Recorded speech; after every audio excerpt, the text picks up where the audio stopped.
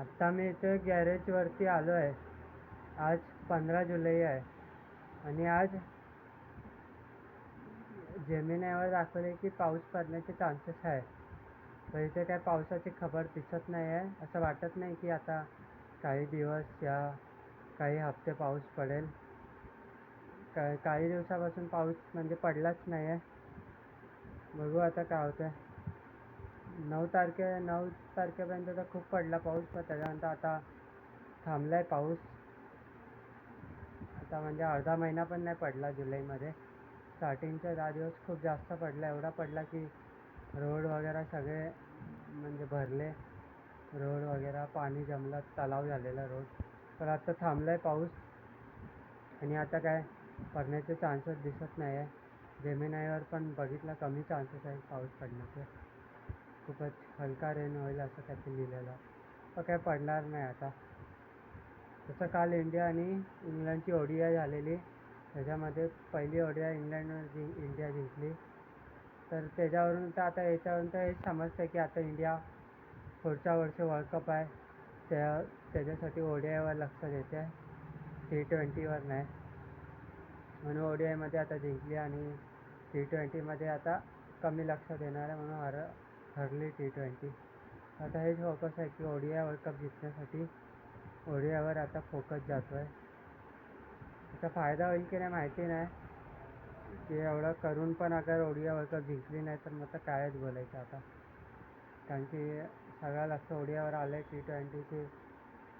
T20मध्ये हरत चालली आहे. म्हणजे टेस्ट मॅचमध्ये पण मला नाही वाटत काय चांगली खेळेल. तर बघू आता मग काय होतं ते. आता इंडियावर आता तर पहिलाच ODI झाला आहे. शुभमन गिलने 80 रन बनवले आणि रिटायर्ड आऊट झाला. 100 होणार होते, पण काय ते लागलं त्याला आणि आता वाटत नाही की पुढच्या ODIसाठी ते खेळायला येईल. बाकी सुंदर आणि अक्षर पटेलने चांगलं खेळलं, त्याच्यामुळे इंडिया जिंकली.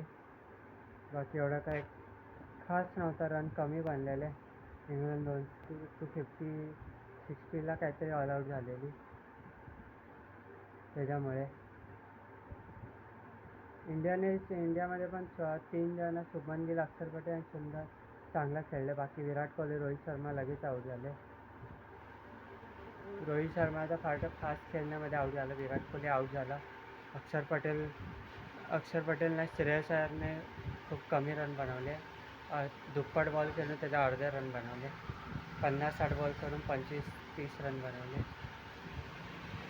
त्याच्यानंतर मग तेच आहे की शुभमन गिल आणि तो तर रिटायर आऊट झाला. त्यानंतर सुंदर आणि अक्षर पटेलने फास्ट खेळून मॅच इंडियाला जिंकवलं. खूप आरामात जिंकवलं. 5 ओव्हर आधीच संपली मॅच.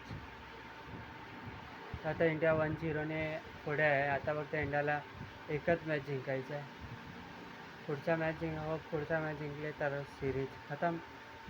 मला आजचा मॅच आराम से मग कधी पण खेळू शकतो. पुढच्या मॅच हरली तर मग आजचा मॅच जिंकावं लागेल. म्हणजे आता ड्रॉ तर नाही होणार, म्हणजे आता सिरीज तर जिंकेलच इंडिया. म्हणजे अगर एक मॅच अजून जिंकली तर, दोघांपैकी एक पण नाही जिंकले तर मग तर एवढी खराब किस्मत वाटत नाही इंडियाची असेल. एक तर मॅच जिंकेलच. तर आता पुढची वाली जिंकेल इंडिया मॅच, आता थर्ड ODI जिंकेल मॅच. बघू आता काय होतं ते.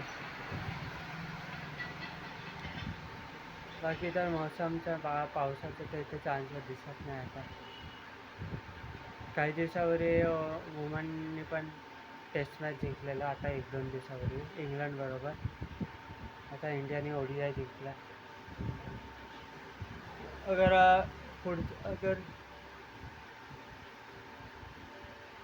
पुढची मॅच ती हरून त्याच्या पुढची जिंकली म्हणजे सिरीज जिंकली तर मग समजता येईल की इंडिया ODIमध्ये चांगली खेळेल आणि वर्ल्ड कपसाठी इंडिया तयारी करते.